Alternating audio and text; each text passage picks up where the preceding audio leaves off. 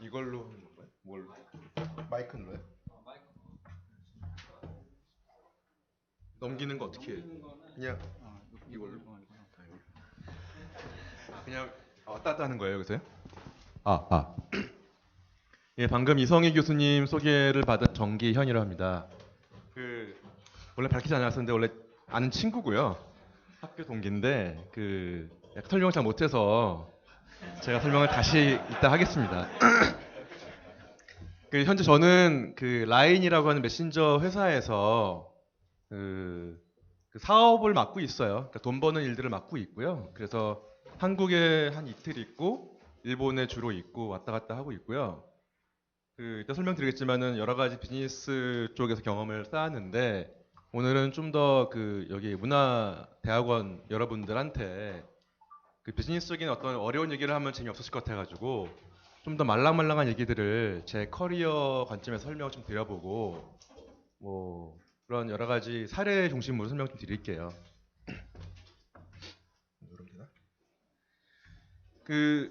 일단 모든 걸 시작하기 전에 그러니까 저를 소개를 해야 여러분들이 또 이제 이후 들려드린 얘기에 대해서 이해도가 높을 것 같아가지고 설명을 좀 드릴게요. 저는 이제 개인적인 건 먼저 설명을 드리는데 애가 둘이 있고요. 뭐 당연히 와이프 한 명 있겠죠. 그렇고 제가 이 두 번째 말을 주로 쓰는 이유가 예전에 이제 결혼하기 전에 사람을 처음 만났을 때, 특히 여자를 만났을 때 주로 할 얘기가 없으니까 주로 저의 화제를 저란 사람을 소개할 때 했던 게 뭐냐면은 여행 많이 갔었다. 그러니까 즉 좀 저의 관심사 중에 하나가 여행이었었는데 여행이라고 하는 화두를 많이 던지려 했었어요. 실제로 많이 다녔고 제가 이제 미국에서 한 12년 살았는데 그 다음 나오지만은 미국에서도 한 3분의 1을 살았고 뭐 유럽이나 아시아나 또 아프리카나 여러 나라를 다니면서 일을 했었기 때문에 뭐 여행이라든지 해외 경험 요 두 가지 키워드가 사실 저 개인적인 것들을 설명할 때 쓰는 말들이고요. 마지막에 있는 것들은 이제 제가 그러니까 약간의 개인적인 취미가 음식을 만드는 거거든요. 실제로. 그러니까 요즘에 운 좋게 요생남이란 말도 이렇게 퍼지는 것 같고 요리 프로가 많이 뜨는데 이미 결혼을 해버려서 이제 그런 어떤 인기 편승할 수 없는 상황이 돼버렸는데 그러니까 예를 들면 이제 미국에서 공부를 할 때 유학생 중에서 시래기 나물하고 도라지 나물하고 이런 취나물을 사다가 볶아서 밑반찬 했던 그 학생 중에 하나였고 남자였지만은 집에 친구들 초청해가지고 보통 집사람이 요리를 하는데 저희 집은 제가 파티 요리를 하거든요. 파이브 코스 미를 만든다든지 이탈리안 형태로 아니면은 한식으로 뭐 갈비찜이나 전병 견과류 만들고 하고 하는데 뭐 그런 것들이 제 취미예요. 그러니까 이 설명드린 이유는 또 나오시겠지만은 계속 저에 대한 어떤 스토리를 만들기 위해서 제가 쓰는 어떤 택틱 중에 하나입니다.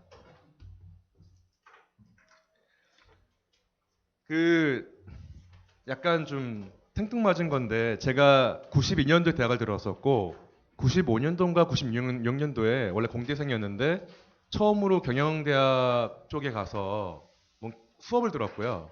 그때 이제 첫 번째 과제가 파워포인트로 자기소개를 하라고 하더라고요. 제가 그때까지 파워포인트를 써본 적이 없었어요. 첫 파워포인트를 이제 만져보면서 그 수많은 어떤 클립아트를 보면서 아 나를 소개를 어떻게 하지?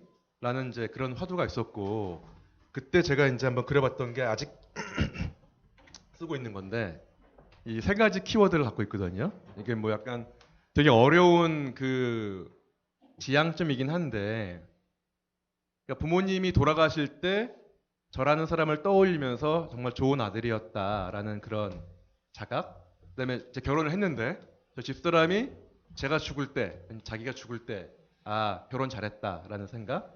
제가 애가 둘인데요. 제가 죽을 때죠 다시 또 얘기하면은 그때쯤 돼서 우리 아빠가 되게 좋은 아빠였다. 사실 뭐 여러 가지 삶에서 그런 화두가 있겠지만은 이 세 가지 정도 화두 중에 한 두 개만 가지게 되면은 되게 좋은 인생이 아닐까라는 생각했었어요 그 당시에. 그때 제가 첫 파워포인트 만들면서 또 이제 그 이후에 계속적으로 또 다른 저의 어떤 스토리를 얘기할 때 이 세 가지를 얘기하거든요. 근데 아직은 뭐 이 셋 중에 하나가 아직 하나도 안 되는 와중이라서 좀 노력을 해야 될 것 같고요. 이제 지금까지는 제가 개인적인 걸 설명드렸는데 약간 좀 아까 이성희 교수님이 설명 못해가지고 설명 다시 드리면 여기 카이스트잖아요. 그러니까 제가 92년도에 카이스트를 왔던 것 같은데 기숙사에 놀러 왔었고 친구들 때문에. 그러니까 이 고등학교 설명드린 이유는 카이스트에 이 고등학교 출신이 많이 있더라고요. 과학고등학교 출신. 그래서 제가 그냥 고등학교를 설명드렸고 그 서울대에서 기계공학과를 학부랑 석사를 했었고요. UC 버클리에서 경영대학을 다녔었고요. 주로 제가 대부분의 삶은 한국 살았지만은 한 10여 년, 12년 정도 미국에 살았던 것 같고 작년 6월에 한국에 들어왔어요. 그리고 지금은 실은 거의 일본에 있어요. 일본에 주로 있고 한국에 잠깐 있고 이런 구조 살고 있고요. 이게 제가 그동안 다녔던 회사들인데 사회초년병 시절에는 이제 컨설팅사에 있었고요.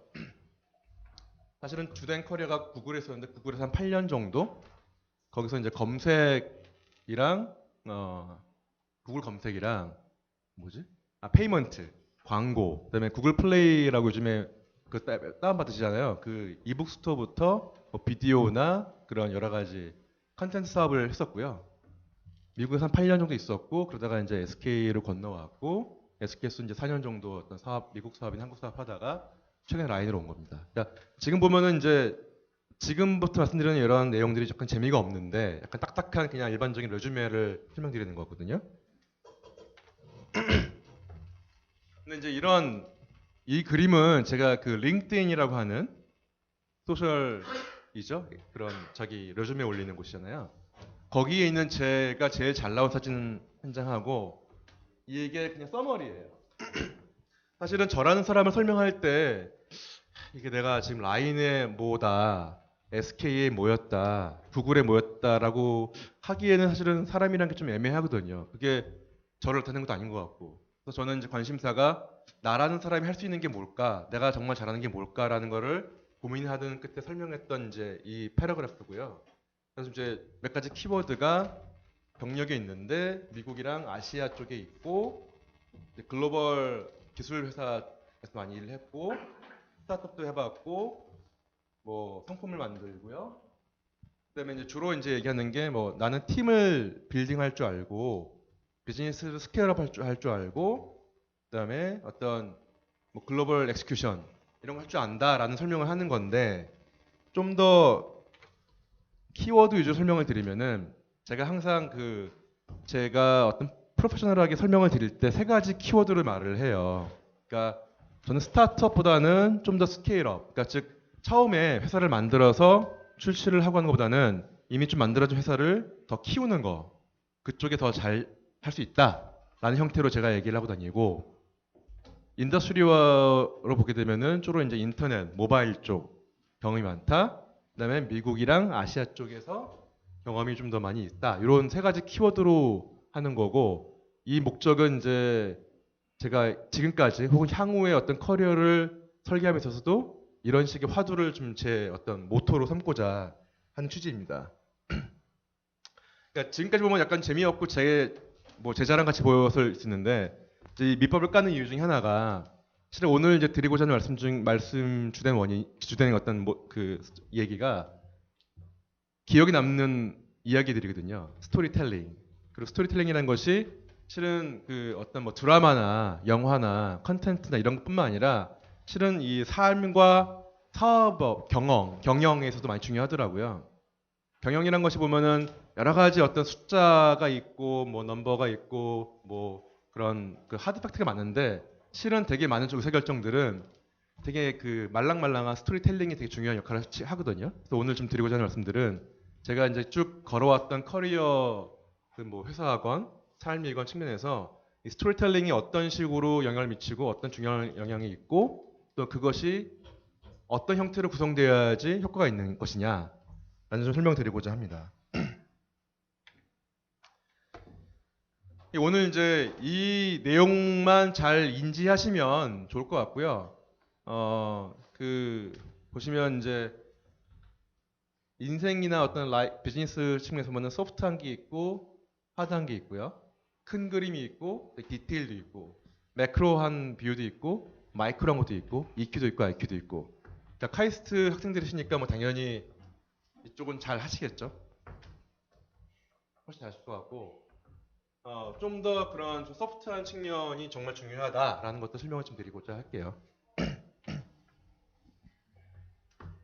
강연 많이 들으시고 여러 가지 얘기 많이 들으시겠지만 대부분 기억 안 나거든요. 저도 그렇고 어저께 제가 그 김태호 PD 무한도전 PD 강연을 들었었어요. 그러니까 제가 전 직장의 어떤 얼럼나이 데이를 가서 그 중에 하나 이벤트가 김태호 PD의 강연을 듣는 거였었는데 여러 가지 재밌는 얘기 했었는데 저는 가장 재밌었던 게 뭐냐면은 김태호 PD라는 사람이 가졌던 그 역경 고난의 스토리. 말 안 듣는 그 정주나 박명수를 어떻게 잘 구워 삶아서 동기부여를 했다는 것들. 이게 가장 기억에 남더라고요. 그분이 2시간 동안 강의를 했었고 정말 많은 얘기를 했었는데 사실은 그 몇 가지의 키워드 기억났었고 아마도 오늘 이후에 제가 가고 나서도 여러분들이 기억할 때 아니 그 누군가 왔었겠지 정도인데 걔가 무슨 말을 했겠구나 그런 한두 가지의 어떤 메시지인 거거든요. 보통 경영 그 조직 행동론이랑 볼 때 보면은 말을 할 때 3가지 이상 말하지 말라고 그래요. 3가지 이상 말을 하면 보통 까먹거든요. 그래서 항상 최대한 그 청중한테 그게 일대 다건, 즉 스몰한 그룹이건 간에 중요한 메시지를 전달하는 것이 중요하기 때문에 아마도 그 오늘도 주로 저는 이제 여러분들한테 뭐가 정말 가슴속 깊이 남는 하나의 메시지가 무엇일까를 좀 전달을 하고자 합니다. 유튜브 다 아시죠? 그렇죠? 예. 그 유튜브가처럼 좀 유명한 회사들을 보면은 대부분 회사가 스토리가 있어요. 창업 스토리가. 잘 보시면 이쪽이 주로 이제 그 내용인데 2004년도인가요? 그 슈퍼볼이라고 미국 미식 축구 그런 그쪽에 가장 광고비가 많이 쓰여지고 TV들이 되게 주목을 하는 그런 영역인데 그때 그 마이클 잭슨의 여동생인가요? 자넷 잭슨이 공연을 하다가 노출이 됐었어요, 가슴이요. 근데 그때 그 사건이 있을 때 사실 그때만 하더라도 비디오가 많이 인터넷이 많이 발달하지 아니라서 그때 이제 유튜브 파운더들이 그때 비디오 클립을 찾고 공유하려고 만들었던 게 유튜브라고 하더라고요. 사실은 이제 이런 스토리가 있었어요. 이제 이런 스토리가 있었고 그거를 이제 좀 더 향후 그 이후에 구글에 인수가 되고 더 커지면서 마케터들이 이제 그런 스토리를 쭉 각색을 했죠. 근데 결론적으로 말씀드리면은 유튜브라고 하는 그런 지금은 거대한 회사도 초기에는 되게 재미있는 스토리를 만들었고 그 스토리 위주로 사람들한테 각인시켰거든요. 일종의 유튜브라고 하는 어떤 프로덕트에 대해서 서비스에 대해서 자기 브랜드를 각인시키는 행동들을 했던 건데 제가 다니고 있는 라인이라는 회사인데요. 좀 이제 읽어보시면 좀 길지만 제가 설명드리겠지만요. 제가 작년에 이제 라인의 어떤 파운더이자 CEO를 만나서 입사 제의를 받았을 때 처음 들었던 얘기가 사실 이 얘기였어요. 라인이라는 회사가 라인은 사실 일본에서만 유명하고요. 한국에서는 많이 안 쓰이는 회사인데 그 메신저가 성공한 이유 그 스토리를 설명해 줬거든요. 첫 번째 만났을 때 만난 그 이야기가. 이게 뭐냐면 그 당시에 쓰나미가 왔었고 동일본 대지진이 일어났을 때 많은 사람들이 그 통신이 잘 안 됐었고 그러면서 가족의 생사 여부를 묻는 게 많이 있었대요. 근데 이제 그 밴드위스가 안 좋으니까 잘 안 됐었고 그 당시에 그걸 보고서 이제 라인 팀이 실패를 거듭하다가 3개월 만에 만든 것이 라인 메신저 서비스였고 그것이 그 당시 그 가족을 찾는 많은 사람들의 그 감성에 소구돼서 결과론적으로 지금은 라인이 그 일본에서는 카톡과 같은 위치인 거거든요. 6천만 명이 쓰고 있는 그런 서비스인데 결국 이제 라인이라는 컨텐츠 서비스 자체도 보면은 그런 태생을 봤을 때 이런 스토리가 있는 거거든요. 이거는 제가 그전 방금 보면 라인이라든지 유튜브와 같은 서로 소개드렸었는데 이쪽에 있는 그림은 우리나라에 있는 홈페이지, 어떤 기업 홈페이지를 캡처한 거예요. 이거는 많이 아시는 에어비앤비라는 회사를 캡처한 거고요. 보시면 그 한국의 어떤 기업에 대해서는 자기 소개를 할 때 요식도를 그려놔요, 보통 대부분이. 사실은 웬만하면 잘 모르거든요, 이게 무슨 말인지. 여기 뭐 CEO, 감사, 지사, 연구소 써 있는데 사실은 이 회사가 과연 어떤 회사인지를 알 수 있는 방법이 없어요. 이것만 가지고서는. 뭐 에어비앤비뿐만 아니라 대부분의 회사를 보시면 미국 회사를 보시게 되면은 이런 식으로 주요 경영자들의 이야기 담겨 있어요. 나는 어떤 사람이고 어떤 관심사가 있고 어떤 일을 해왔고 어떤 경력을 갖고 있고 이런 식으로 자기들의 어떤 스토리를 얘기하고 자기가 갖고 있는 회사들의 미션을 얘기하거든요. 그러니까 그만큼 실은 이쪽은 좀 더 그 뭐랄까요 회사 관점에 설명하는 거고 이 친구들은 좀 더 고객 관점 설명하는 거거든요. 그러니까 얼마만큼 그 관점이 뷰포인트가 스토리텔링을 할 수 있는 그런 의지가 있느냐, 훈련이 되어 있느냐, 아닌 거에 큰 차이가 있는 것 같습니다. 그래서 뭐 더 많은 얘기하기 전에 일단 한번 정리를 좀 하고 넘어가려고 하는데 그 앞으로 이제 제가 사례 위주 설명을 드릴 어떤 여러 가지 스토리텔링 사례에 대해서는 크게 세 가지 정도를 저는 이제 중요하게 보고 있어요. 첫 번째가 개인화되는 스토리. 그러니까 사실은 스토리라는 게 여러 가지가 있는데 자기의 개인 스토리와 결부가 안 되면 좀 애매하더라고요. 그러니까 얼마만큼 자기의 얘기가 될 수 있는지, 자신의 스토리가 될 수 있는지가 중요한 것 같고요. 두 번째는 dramatic and not boring 써놨는데 재밌어야 돼 일단. 그러니까 어저께도 김태호 PD가 했던 말이 뭐였냐면은 그 하루하루 한 회 한 회 더 많은 재미있는 소재 그리고 하나하나가 얼마만큼 그 고객들한테 스파크를 일으키냐가 중요하다고 한 것처럼 실은 경영에서도 그 스토리텔링을 하실 때 그냥 재미없게 하면 안 되고요. 고민을 해야 되거든요. 얼마만큼 재미있게 할 수 있을까? 얼마만큼 그 하나하나의 맥락이 상대방한테 와닿을까? 그럼에도 불구하고 제일 중요한 것은 전달하고자 하는 방향성과 얼라이먼트. 그러니까 재미있고 개인화됐는데 맥락이 전혀 지향하는 바 얼라인 안 되어 있다. 그러면 안 되는 거니까요. 그만큼 어떤 디렉션과 얼라이먼트가 중요한 것 같습니다. 그래서 이 세 가지 관점에 대해서 좀 가지고 지금부터는 제가 제 어떤 그 커리어 설명을 드리면서 스토리텔링을 하는 걸 한번 보여드리려고 하고 있습니다. 그냥 뭐랄까요 학문적인 거 아니니까 편하게 들으시면 될 것 같아요. 제가 2004년도 미국에 건너갔는데요. 그 살았던 동네는 이제 베이 에어리아라고 샌프란시스코가 있고 뭐 지금 실리콘밸리라 부르는 곳들이죠. 팔로알토, 뭐 마운틴뷰 이런 곳에 살았고요. 그 실은 미국에 살아본 적이 없어가지고 그 전에는 영어도 잘 안 됐고 미국의 문화를 잘 몰랐기 때문에 어리버리하고 살고 있다가 아마 2004년도 같은데 사실은 그 라운드 테이블이라고 하는 게 있는데 이런 식의 큰 볼룸에 이 동그란 테이블 놓고 앉아서 밥 먹는 거예요. 그 당시에 어떤 그 학교에서 실리콘밸리 벤처 캐피탈리스트들이 모여 있는 자리가 있으니 학생들 가서 네트워킹 해봐라 해가지고 예를 들면은 이분이 이제 VC에 유명하신 분이면은 요렇게 학생들 앉아서 이제 물어보는 그런 자리였어요. 그러니까 이제 잘 안 보이실 텐데 이 여자분이 이제 위키피디아에 나올 정도니까 유명하신 분이거든요. 그래서 제가 위키피디아 캡처한 거고 아일랜 리라고 하는 중국계 미국인이신데 그 당시에는 이제 클라이너 퍼킨스라고 하는 실리콘밸리의 VC 중에 가장 유명한 회사의 파트너였고 지금은 자기 펀드를 차려가지고 나와서 카우보이 펀드라는 그 회사의 대표신 분이에요. 저는 사실 그 당시에 이게 뭔지도 몰랐고 그냥 우연한 기회에 이분 옆자리에 앉았었거든요. 그래서 제가 그 당시 약간 좀 주제 모르고 했던 게 뭐냐면은 그냥 한국에서 나는 이런 일을 했던 사람인 거고 난 잘 나가는 사람이야 라는 생각에 내가 당신 같은 회사에 가고 싶은데 어떻게 하면 좋겠느냐 그냥 단도직입 좀 물어봤었고 그분이 제 얘기를 듣다 보니까 너는 정말 준비가 안 되어 있는 것 같다. 그래서 너를 왜 뽑았는지 잘 모르겠다라는 그런 말을 말씀하시더라고요.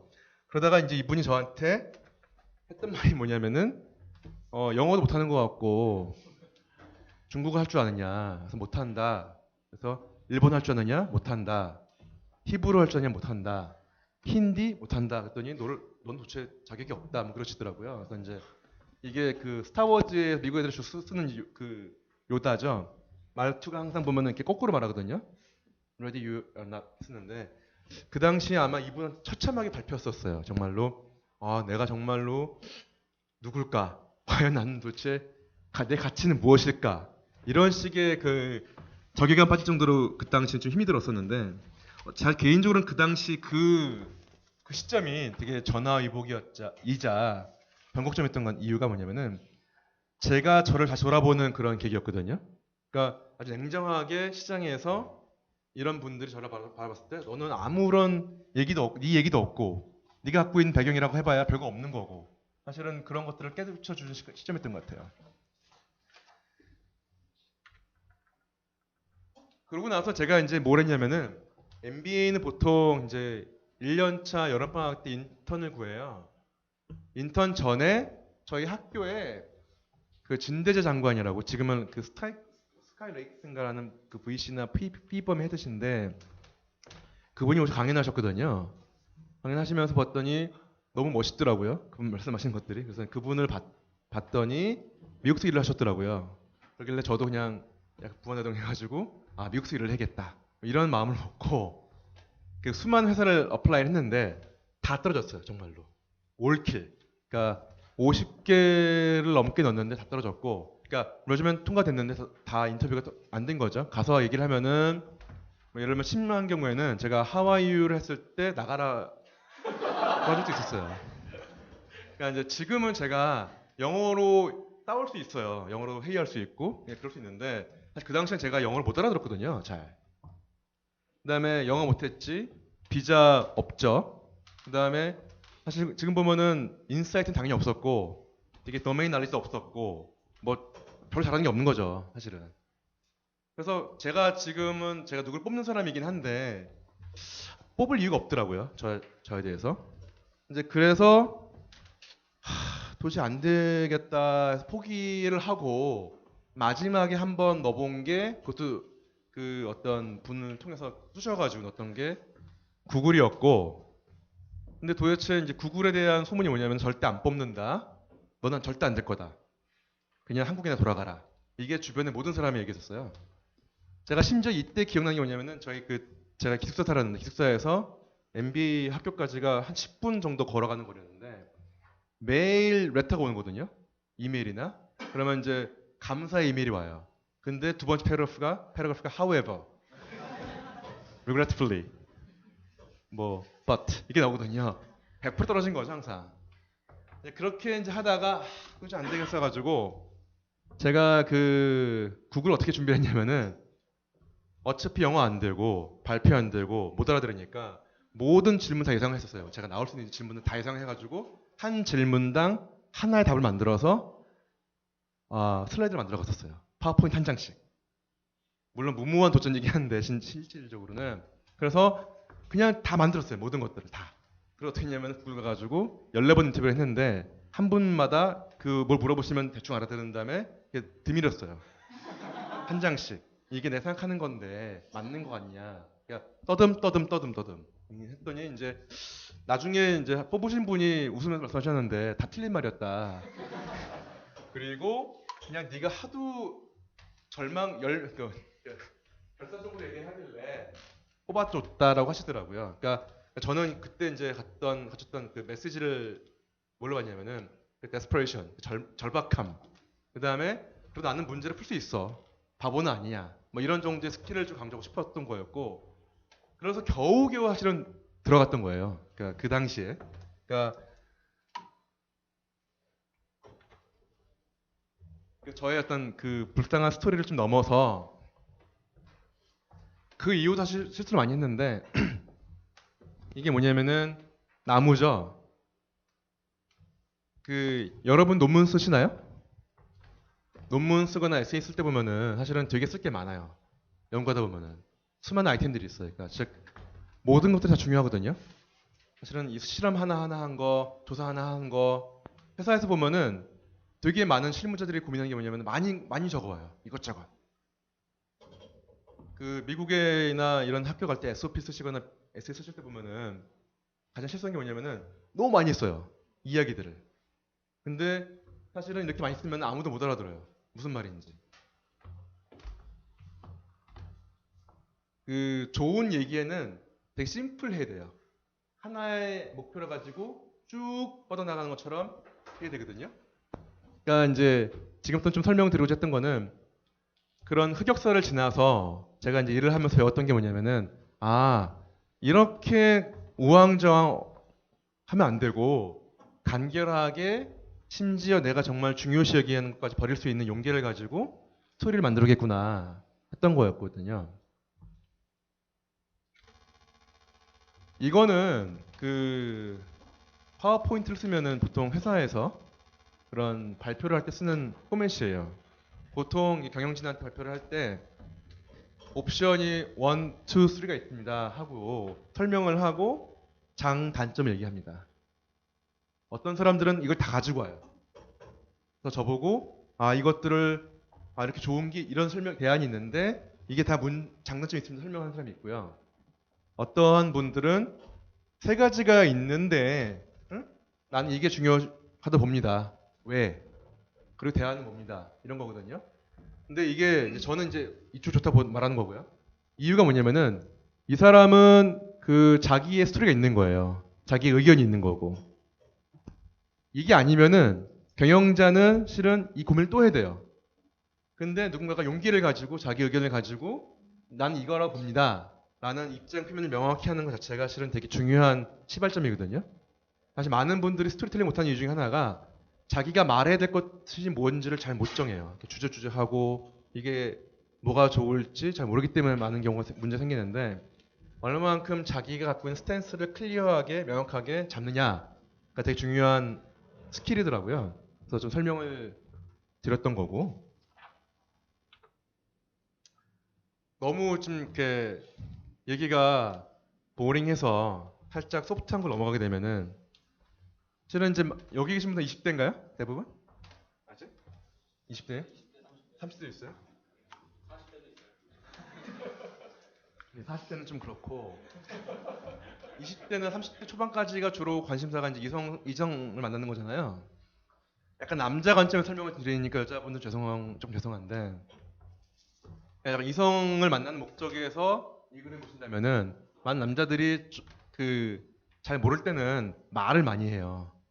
그냥 이것저것 자기 얘기를 그냥 막 두 번째 단계 보통 보면은 그 여자분들을 웃기려고 말을 해요. 그냥 까르르 까르르 웃기려고.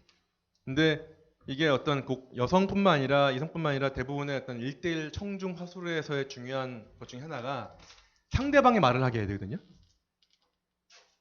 그러니까 상대방의 말을 할 수 있게 화두를 던지고 그 인티머시 공감을 던지고 그다음에 인게이지를 하고 그래서 그 사람이 예를 들면 그 소개팅이었다 그러면은 돌아가고 집에 간 다음에 내가 왜 이렇게 말을 많이 했지? 저 사람한테?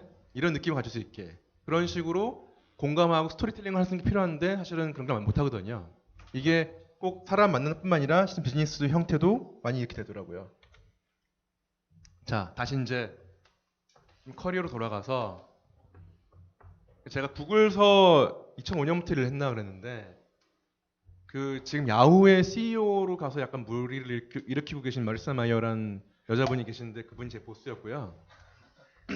그분이 옛날에 검색 헤드였는데 그때 이제 저희 해준 말이 뭐냐면은 이런 말이 있어요. 이제 당신들이 갖고 있는 그 권한은 되게 제한적이다. 근데 책임은 무한이고 당신들은 리스펙트를 리더십을 언해야 된다.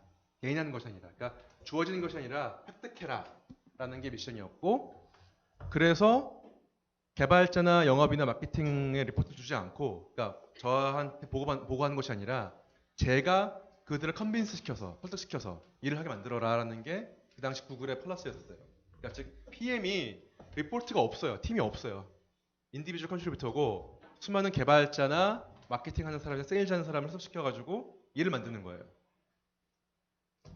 근데 회사건 논문이건 학계건 사실 보면 대부분의 일을 할 때 보면은 뭘 하자고 했을 때 이 하자고 하는 일들에 대해서 동의하는 사람이 거의 없습니다. 대부분 딴지를 걸거나 안 된다고 하거든요.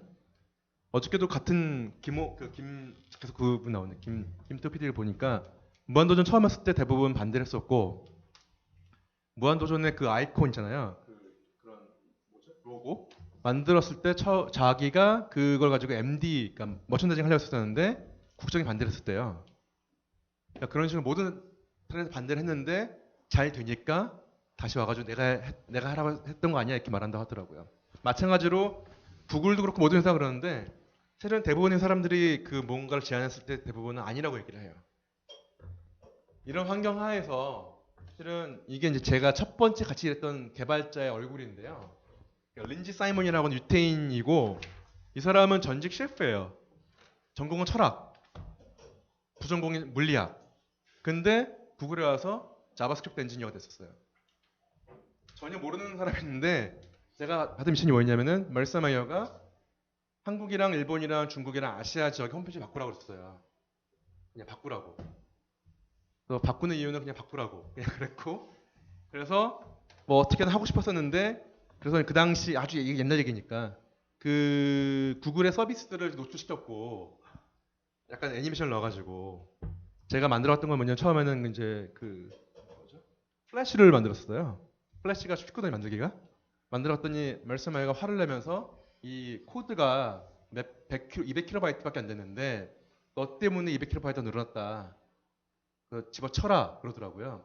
그러면서 저보고 2주 내에 다시 만들어 오라고. 근데 저는 개발자가 아니었고 잘 모르고 그랬고 근데 이제 그 당시 알아봤더니 구글에 있는 자바스크립트 엔지니어가 별로 없는데 다른 일 하고 있다 하더라고요. 그래서 제가 공고를 냈고 2주 동안에 쫓아다녀가지고 이 친구를 설득시킨 거예요. 다른 일을 못하게 하고 이 일을 하게 했고 이런 수많은 이제 엔지니어, 세일즈, 마케팅 하는 사람들한테 설득시켜가지고 이 작업했던 거고 사실은 이제 말하고자 하는 스토리가 뭐냐면은 사실은 이 친구한테 제가 이 일을 시켰던 가장 큰 계기는 이 사람이 유태인인데 아시아는 좋아해요. 그래서 네가 이 일을 하게 되면 아시아의 어떤 새로운 그 지평을 여는 것이고 네가 하는 이 일이 정말로 의미 있는 일이다 라는 것을 엄청나게 설파를 했었고 이 친구가 그래서 자발적으로 본인의 업무를 물리치고 저희 업무를 해준 거였거든요. 그러니까 실은 어떤 사람의 동기부여를 이끌어내고 어떤 사람의 어떤 마음을 얻는 것 자체에 보면은 실은 여러 가지 이슈가 아니라 그 사람이 가장 갖고 싶어하는 어떤 자기 동기부여, 혼을 사오는 게 중요하더라고요. 그래서 그 사례를 설명드리는 겁니다. 지금부터는 좀 더 그 스토리텔링이라고 하는 것이 실제 그 업무에서 어떻게 쓰일 수 있는지 보려고 하는 건데 그 지금은 학교이시니까 잘 모르겠지만은 뭐 나중에 학계를 가시건 회사를 가시건 사실 많은 사람들이 평가를 하거든요. 근데 평가라고 하는 것은 되게 심플해요. 그냥 그 사람에 대한 인상이에요. 아, A라는 사람은 그냥 그런 사람이야 라는 그런 짧은 그 한 단어, 한 문장이 보통 그 사람의 평가입니다. 물론 여러 가지 그 퍼셉션들을 기반으로 해서 많은 사람이 그 프로빙을 더 하죠. 하지만은 그럼에도 불구하고 보통 일반적 평가는 그냥 인상입니다. 많은 경우에. 그래서 그 인상을 심어주는 그런 계기가 대부분 미팅이에요. 이제 많은 이제 경영학 서적에 보면은 미팅이란 것이 되게 불필요하고 과도하고 하는데 실은 미팅이 되게 중요한 수단이기도 하고 결과론적으로 미팅이란 것이 여러 우리 같은 직장인들한테는 자기를 나타낼 수 있는 되게 중요한 수단이자 자기의 평판을 만들어내는 공간이거든요. 그래서 이제 오늘 좀 들고자 하는 것들은 이 미팅을 지배하는 자로서의 모습을 좀 보여드리고자 하는 거고 그 스토리텔링이 무엇인가를 좀 보여드리고자 합니다. 이게 구글에서 미팅 어레인지하는 방법이에요. 이제 미팅을 어레인지하는 사람이 명확하게 어떠한 그 지금 잘못 쓴 거긴 하지만 좀 더 구체적인 타이틀을 정해주고요. 할 이야기들을 잘 정해놓고 여기 보시면은 올 사람인데 꼭 올 사람, 안 와도 되는 사람. 그러니까 must participant, 그러니까 뭐 optional participant가 있거든요. 이런 식으로 공지를 해요. 그래서 그 들어오는 사람이 충분한 정보를 가지고 들어올 수 있게. 근데 이거는 뭐냐면 또 다른 게 뭐냐면은 이 미팅 오너가 실은 그 수많은 미팅 파티스펀트들한테 보여주는 거예요. 자신의 어떤 이 구조적인 생각이 있는지 정리가 된 사람인지를 보여주는 그런 수단이거든요. 미팅을 한 다음에 이걸 보내야 돼요. 보통 제대로 된 회사라고 한다면은. 그래서 참석을 누가 했고 서머리를 통해서 이 서머리만 보더라도 어떤 일들이 일어나는 걸 알 수 있어야 되는 거고, 미팅이라는 것은 결국은 액션을 하기 위한 공간이기 때문에 액션들을 잘 적어줘요. 누가 뭐 조셉이 뭘 해야 된다 한 것들은 이렇게 지워버리고, 이런 식으로 아주 내가 구조적인 어떤 그 미팅 오너의 사실을 보여주고요. 좀 더 시간 많은 사람들한테는 레퍼런스 형태로 그 로우 노트를 보여줍니다. 원본을 보여주는 거죠. 그러니까 이런 식의 행동들이 쌓여서 실은 많은 그 사람들로 하여금, 아, 쟤는 저런 애구나, 쟤는 정말 일을 잘하는 애구나, 쟤는 정말로 그 컨텐츠를 딱 잡고 있는 애구나, 쟤는 뭔가를 아는 사람이구나라는 것을 보여주거든요. 이메일도 잘 써야 돼요. 이렇게 쓰면 이메일을 못 알아봅니다, 대부분. 산문 형태로 쓰면 안 되고, 명확하게 환기시키고 배경을 설명해주고 자기 메시지를 전달하는 거고, 블랙 포인트로 딱딱 찝어주고, 그러니까 이런 식으로 하나의 행동 자체가 실은 회사 내부에서, 조직 내부에서 어떤 사람의 평판과 그 사람의 스토리텔링을 보여주는 수단인 거예요. 참고로 여러분이 파운더가 되시거나 CEO가 되시면 이렇게도 됩니다. 그게 아니면 이렇게 하셔야 돼요.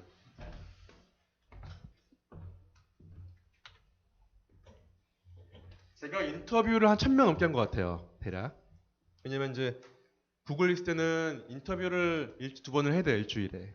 2번을 안 하면은 그 인사의 불이익이 있습니다. 그러니까 즉 얼마만큼 그런 사람 채용에 기여를 하느냐가 중요한 요소였고, 또 이제 제가 SK에서 이제 어떤 회사 새로운 사업을 만들면서 그 실리콘밸리 수많은 사람들 인터뷰했어야 되는 거였고, 그러다 보니까 많은 분들 인터뷰를 했는데, 사실 인터뷰라는 것은 시간이 별로 없어요. 그러니까 짧은 40분 내에 상대방을 많이 알기가 쉽지가 않아요. 레주메를 보게 되면 잘 모르겠어요, 솔직히 말하면. 웬만하면 뭐 어떻게 알겠어요? 그 다음에 여러분이 나중에 학교 지원할 때 보시게 되면은 그 실제 제 MBA에 했던 일인데, 수많은 지원서가 오거든요. 전 세계에서. 한 레주메당 2분 안 써요. 정말 2분 안 써요. 에세이도 2분밖에 안 써요. 빨리 보고 넘기거든요. 그래서 보통은 시간이 없다. 인터뷰란 것도 보면은 이제 지원자가 평가를 받겠지만은 동시에 지원자도 인터뷰를 평가하거든요. 서로의 어떤 합을 보는 상황입니다. 말하고자 하는 거는 뭐냐면은 인터뷰가 과학적인 공간이 아니라 되게 주관적인 공간이에요, 일반적으로는. 그래서 제가 이 그림이 뭐냐, 스파크거든요, 스파크. 짧은 시간 내에 5분 정도의 시간 내에 실은 그게 레주메건, SOP건, SA건, 인터뷰 실질 것이건 짧은 시간 내에 스파크를 줘야 돼요. 얼마만큼 그 명확하게 자기의 얘기를 전달을 하고 나라는 사람을 설명시키고 나라는 사람이 누군지를 그러니까 환기를 부르기를 이렇게 되는 거죠.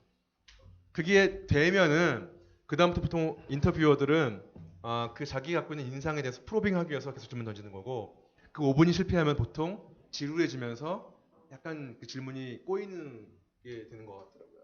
그래서 심지어 이 인터뷰조차도 스토리가 중요한 것 같더라라는 얘기인 거고요.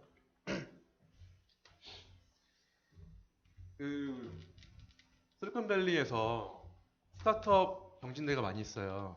뭐 Y 컴비네이터, 뭐 500 스타트업 이런 것들이 있는데, 피치데이를 가시게 되면은 5분 정도의 파운더가 나와서 설명을 합니다. 짧게 수많은 청중들한테. 실은 대부분의 잘 나가는 회사들은 CEO들이 자기의 스토리가 있어요. 사업의 스토리가 있고 자기가 할 비전이 있어요. 어떤 문제를 풀고 싶고 나는 어떤 문제가 왜 중요하다고 말씀할 수 있고, 그 다음에 그 문제를 내가 어떠한 방법으로 풀 수 있는지를 설명하거든요. 그게 이른바 전략이고 스토리고 내러티브인데, 그 수많은 벤처 캐피탈리스트들이 그 회사를 평가를 할 때 실은 스타트업들을 보시게 되면은 사업 계획서 잘 보지 않습니다. 왜냐면 사업 계획서 잘 못 써와요, 대부분이. 되게 못 쓰고 그 뭐 그래프도 엉터리고 로직도 안 맞고, 실질적으로 대부분의 그 개발자 출신이 많기 때문에 갖고 오는 문서가 좀 그래요. 그런데 대부분의 보는 게 뭐냐, 그 사람이 갖고 있는 스토리를 많이 봐요. 그러니까 그 사람이 얼마만큼 어떤 문제를 풀려고 하는 것인지, 그 접근 방식이 얼마큼 독창적인 것인지, 그 문제가 얼마나 큰 문제인 것인지를 설명하는 사람을 선호해요. 이게 이른바 내러티브거든요. 그래서 이제 벤 호로이츠라고 하는 되게 유명한 그 벤처 캐피탈리스트가 한 말인데, CEO를 볼 때 그냥 딱 보는 게 그 사람의 스토리텔링 역량이에요. 얼마만큼 그 사람이 컴플링하게 말할 수 있을까? 자기의 사업을 잘 전달할 수 있을까? 잘 보시면 우리나라의 많은 CEO분들이 강연하실 때 보면은, 요즘은 많이 낮았지만은 이 강연하실 때 보면은 약간 좀 재미가 없어요. 이렇게 읽으시고. 반면에 그 미국에 있는 CEO들 보시게 되면 되게 말을 할 때 보면 말을 잘하고 스크립트 없이 말을 그냥 하거든요. 이렇게 여유 있게. 사실은 그런 훈련이 된 거거든요. 그래서 내러티브 중요하다라는 거고, 제가 좀 설명을 예시를 드리는 건데, 이거는 이제 우리나라의 어떤 대기업에서 쓰이는 포맷이에요. 파워포인트 이렇게 되게 이쁘죠. 각 잘 잡혀 있고. 사실은 이게 잘 몰라요, 무슨 말인지. 대부분. 아마존 같은 경우는 6페이지 워드로 보통 회의를 해요. 보시면은 여기에 보면은 잘 안 보이겠지만은 컨텍스트를 먼저 얘기하게 하고, 그다음에 그 질문에 대한 어떤 프레임워크. 세 번째가 그럼 네가 어떻게 그 문제를 해결할 것인지에 대한 접근 방식. 그다음에 네 번째는 그래서 so what? 그 문제에 대해서 어떻게 네가 할 거야라는 그런 액션. 이거를 쭉 풀어쓰거든요. 그래서 이제 전반적인 그 스타일에 보면은 얼마만큼 자기가 하는 일들을 잘 풀어서 컴필링하게 전달하느냐가 되게 중요한 스킬이다라는 것이 제가 좀 드리고자 하는 말씀이라고 보시면 될 것 같습니다.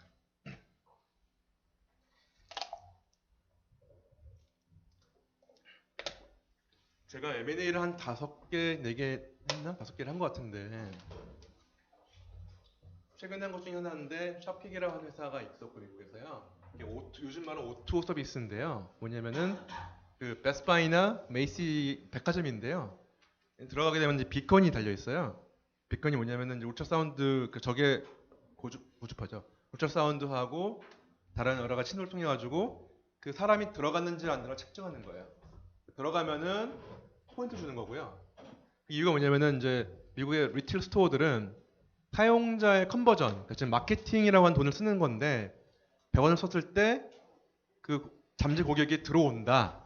그러면 리테일은 보통 50%가 구매를 한대요. 예를 들면 그로스 스토어는 한 60, 70%, 스타벅스는 98%. 그러니까 스타벅스는 들어오면 다 구매를 하는 거거든요. 그래서 마케터들이 뭘 관심 있냐면은 얼마만큼 사용자들이 돈을 뿌렸을 때 들어오느냐를 매저를 많이 해요. 마케팅의 수단으로서.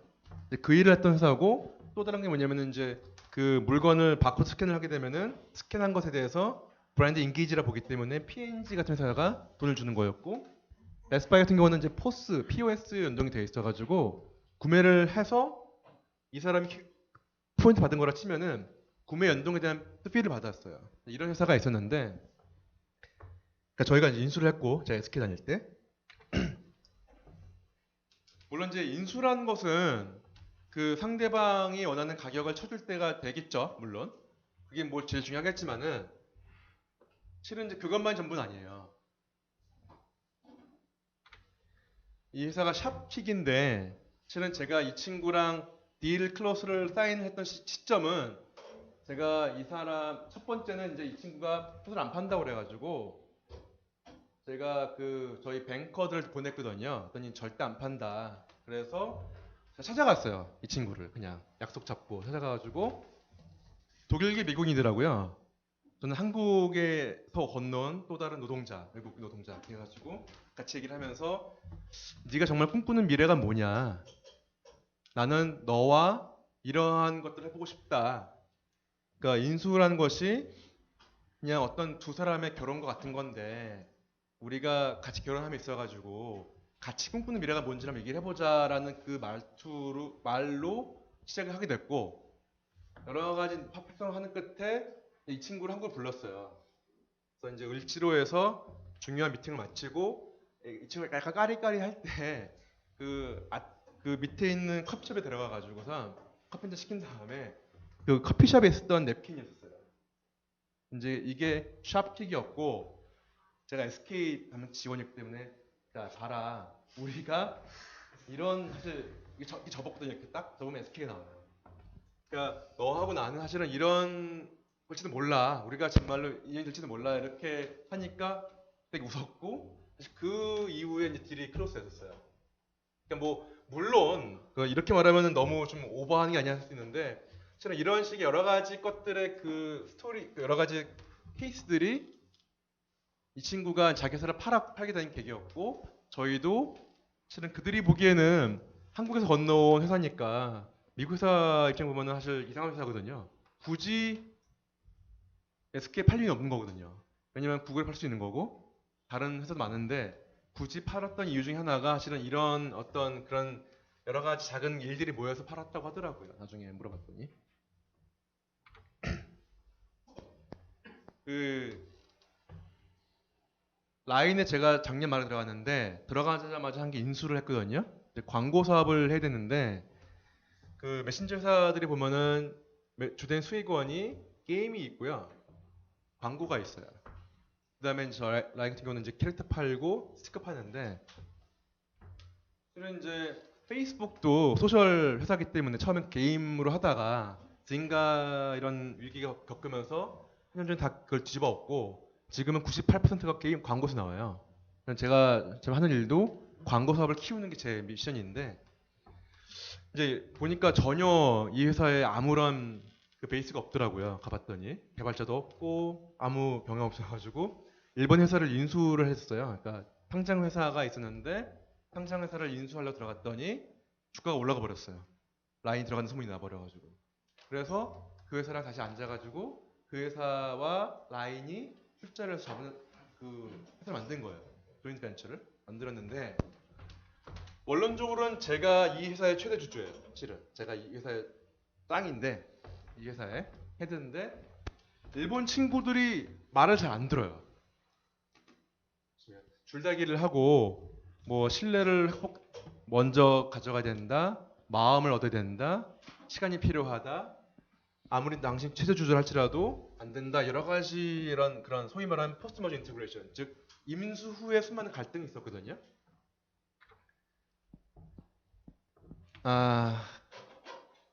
그러니까 이 세 가지를 던졌던 것 같아요. 제가 보기에는. 그러니까 즉 그래서 이 친구들한테는 결국 당신들이 이 사업의 주체다. 그 다음에 당신들한테 권한 다 주겠다.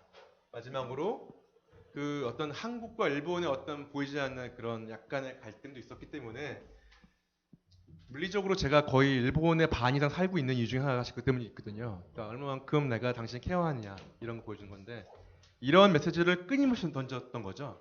계속 끊임없이 매주 매번 이메일, 미팅, 만남, 술자리 모든 걸 통해서 이런 것들이 되게 중요했던 이유가 이론적으로는 제가 하는 행동이 문제가 하나도 없어요. 훨씬 주식이 많고 제가 리드고 제가 컨트롤할 수 있는데 실은 그 사람들의 마음을 얻지 못하면은 일이 잘 안 되는 거거든요. 그래서 이런 그런 메시지, 스토리텔링을 계속했던 게 사실 주요했던 것 같고요.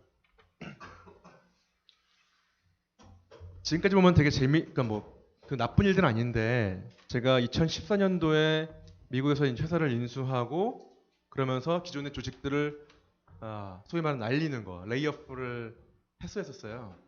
샌프란시스코에 한 3년 그 시간 써가지고 개발자 및 PM과 엔지니어, 세일즈 다 해서 50명을 뽑아놨었는데 인수를 했으니까 실은 이 분들 다 필요가 없는 거였거든요. 미국은 레이오프가 되게 쉬워요. 원론적으로는. 근데 쉽지만 사실은 그게 사람이 좋은 일은 아니거든요. 누군가 자른다는 일들이. 되게 마음이 힘든 일이고 사실 그분들 다 가족이 있고 하기 때문에 또 한편으로는 이제 한 그 UX 헤드가 그 저희 회사와 저를 러스를 하려고 했어요. 그 왜냐면은 약간의 뭐 그 레이오프 과정에 있어서 약간의 차별이 있었다. 즉 뭐 인종 차별, 또 여성 차별이 있었다라는 형태로 러스를 하겠다고 HR한테 워닝을 날렸더라고요. 그러니까 러스 걸리면 되게 큰 돈을 물려줘야 돼요. 뭐 그냥 1, 2억이 아니라 몇백만 불까지 이사 갈 수 있기 때문에 그런 좀 상황이었고 그래서 이제 물론 결론적으로는 그 레이오프라는 것이 좋은 건 아닌데 그 끊임없이 레이오프 당한 친구들 레이오프 안 당하고 같이 갔던 친구들은 던졌던 메시지가 뭐냐면은 이게 절대로 개인적인 것이 아니고 더불어 당신들의 어떤 퍼포먼스와 관련인 것이 아니고 정말로 비즈니스 리즌이다라는 것들을 끊임없이 강조하는 거거든요. 근데 이게 하이 레벨이지만은 되게 많은 그 사례를 심어가면서 이 친구들이 설득당할 수 있게. 물론 아마도 그 친구들이 마음속 깊이 다 바인하지 않았겠지만 최소 그들이 이성적으로 봤을 때 아 그래 저런 이유 있었겠지라는 정도의 그런 고개 끄덕임을 할 수 있게 끊임없이 얘기를 하는 게 필요했던 것 같고요. 그 다음에 더 중요한 게 뭐냐면은 이런 레이프를 할 때 보면은 지금 남아있는 친구들한테 미래의 그림을 줘야 돼요. 아 이렇게 했지만 이런 더 밝은 미래가 있기 때문에 하는 거야 라는 그런 레셔널. 그러니까 이런 어떤 결국에는 이제 패키징일 수 있겠지만은 그런 스토리텔링이 되게 중요하다는 것들이 심지어 레이어프에도 있었던 것 같고요. 요건 약간 대기업, 한국 대기업 사례인데 아마 여기 많은 분들이 나중에 또 대기업도 가실 테니까 그 회사에서나 조직에서 보시면은 아까 말씀드린 것지만은 perception, 뭐 presence 여러 말들이 존재를 하는데 실은 자기에 대한 평가는 되게 심플하게 나와요. 걔는 좋은 사람이야, 아닌 사람이야. 이렇게 이분법으로 나오고요.